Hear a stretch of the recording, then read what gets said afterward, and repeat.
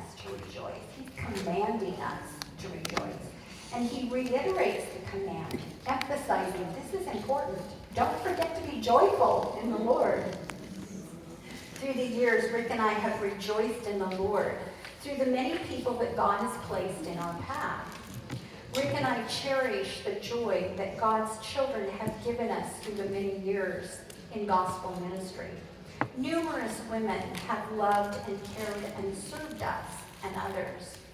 There was Ella, a deaconess in one of our churches, who served behind the scenes. She was never up front, didn't like to be up front, but she would humbly serve in her ministry of encouragement. One Sabbath, a young woman came to church who had never been in a Seventh-day Adventist church before, and it happened to be Communion Sabbath. So Ella went to this young woman and asked if she could wash Carrie's feet. That began a journey for Carrie of coming to know Jesus, and Rick had the privilege of baptizing Carrie. Her husband Robert had his doctorate in piano performance and became the church pianist. To this day, Robert and Carrie remain some of our dearest friends. I think of Gillian, who used her gift of music to bless many people. Her faith and prayers gave her a compelling influence as a lay leader. There was Sandy, who had no children of her own, and she kind of adopted Rick and me as her kids. She showered us with gifts on our birthdays, Christmas, and other times during the year. She was always baking homemade goodies for us. Her husband was a Seventh-day Adventist, but he had turned his back on God and had quit coming to church. At one point, Sandy was diagnosed with a metastatic brain tumor. And during the few remaining months of her life, her husband Les became her caregiver. God used that difficult experience to bring Les back to him. And Les became a faithful church attender and witness for Jesus. I will always remember Auntie Naomi, one of the aunties in the Hilo Church. She was Mrs. Aloha and radiated joy. She welcomed us with true aloha, affirmed us, and shared her gift of hospitality. She was a positive influence for Jesus in the church and community.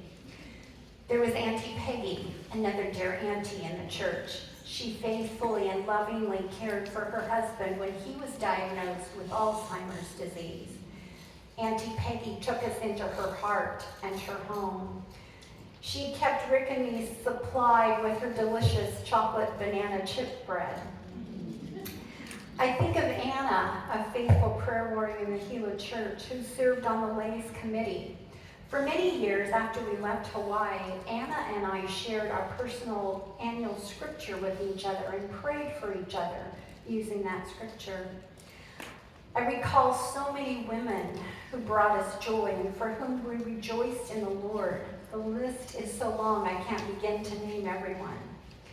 I'm reminded of what the Apostle Paul says in Romans 16:13. He was writing to the church in Rome, and he was giving his greetings to various members there. And he named Rufus and Rufus's mother, who Paul said had been like a mother to him. Have there been women in your life who served you like mothers and aunties?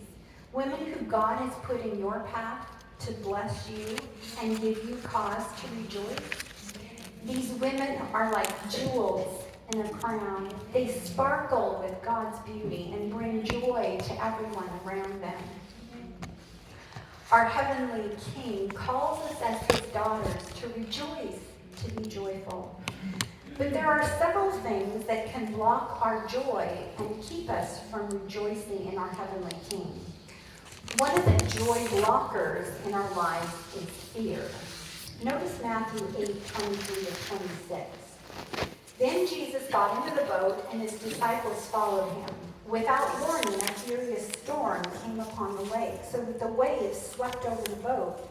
But Jesus was sleeping.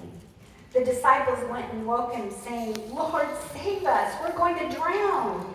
He replied, "You of little faith, why are you so afraid?"